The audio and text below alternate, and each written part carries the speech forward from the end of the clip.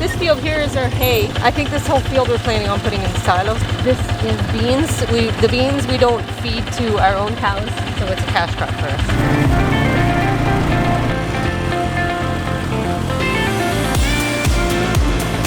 These are alfalfa plants, so this will be our hay field next year.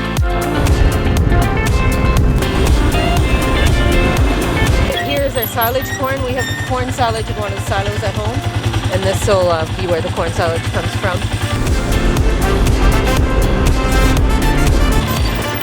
So this is wheat, and it's winter wheat, so you plant it in the fall, and it overwinters, and then it comes up in the spring. If there's moisture in the field and freezing, you get a lot of winter kill. Yeah. And there was a lot of winter wheat this year plowed down, not in our general area, but even in Grandma and Grandpa's area. A fair amount of fields got plowed down because there was a lot of winter kill this year because there was so much melting and freezing and melting and freezing. Yeah. So ours, as you can see, did okay.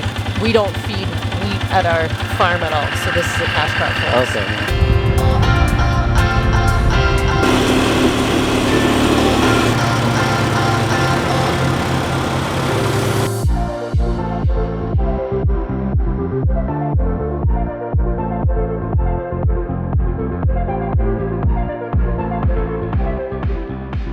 Beef cows are way different than the dairy cows. If we have one beef cow in with the heifers at the other barn, and all the other heifers all the dairy heifers will be in the barn, and the beef cow will be out eating in the pasture. Yeah, so that was the first cow. It was a calf. Rob got it as a pet from somebody from church, actually, and all the rest of these cows are descendants of her. She's the grandmama. Hello. Hello. So Lenny? Yeah. Licking my arm.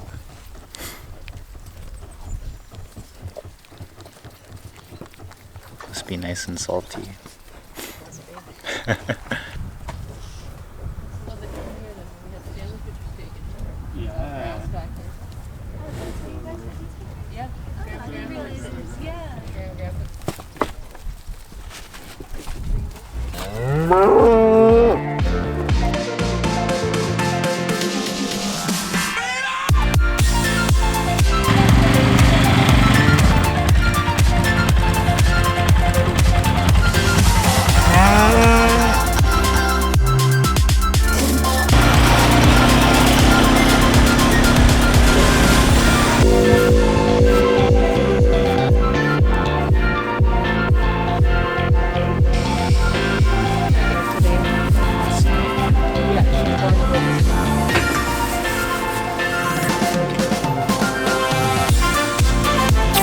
Sorry, this one. He was wrong. This one is about right there. Here's the wheel. Whoops! It's a little wobbly.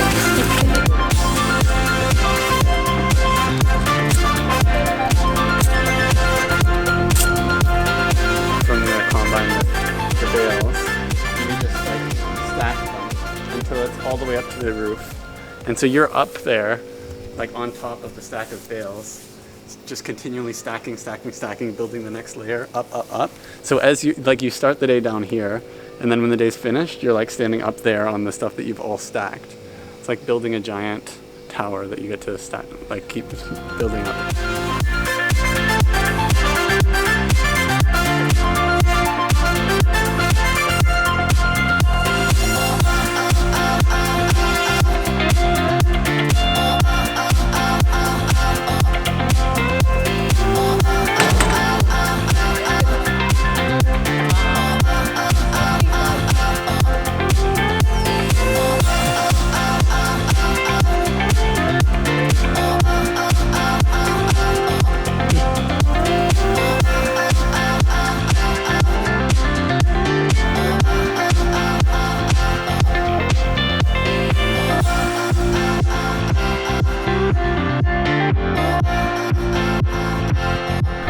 Where are we, Matt? We're on the top of silos on said farm.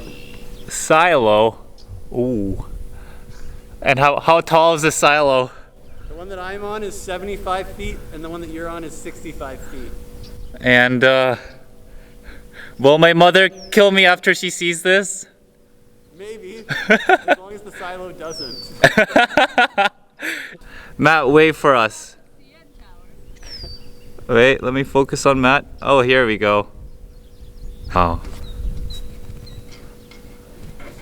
Oh. This is pretty incredible.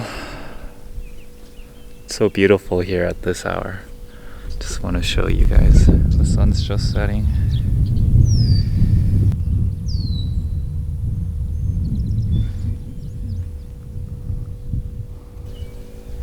Got Matt's Aunt Deb down there. Can you wave for us, Aunt Deb? Just so serene and beautiful. Like, it struck me how everything seems to be so connected.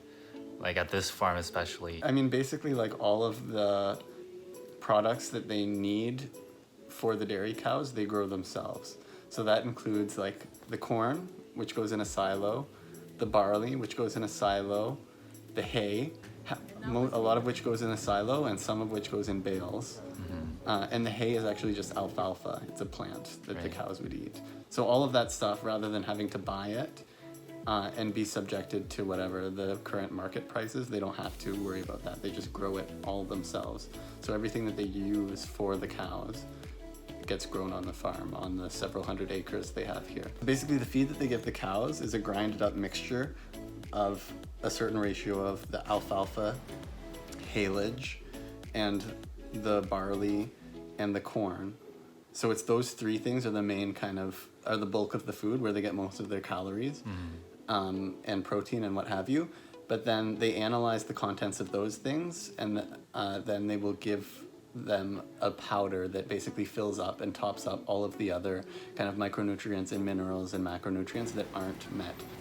And then that's fed to the cows, and I always had this impression that these cows would be locked up, cramped in tiny spaces against their will kind of situation. There's supposed to be tight regulations around how much space each cow needs, and generally I think most farmers treat them very well. And here at this farm there's quite a lot of space for the cows who aren't milking to roam. And I mean, Matt took some pictures of them, and they look pretty healthy. So, and also just eating the cheese that was from the farm, or eating the milk, or drinking the milk that was from the cows while we were here. They taste great. I don't remember having a lot of better milk. So that's really changed my impression on where the milk comes from and how it's produced and how it gets to our plate. Yeah, I mean, obviously this is a small family-run farm, so like it's not representative of necessarily all of the farms that we have in Ontario even. Like Aunt Deb was telling us, a lot of farms have like 80 cows or more, and this farm just has 32 cows.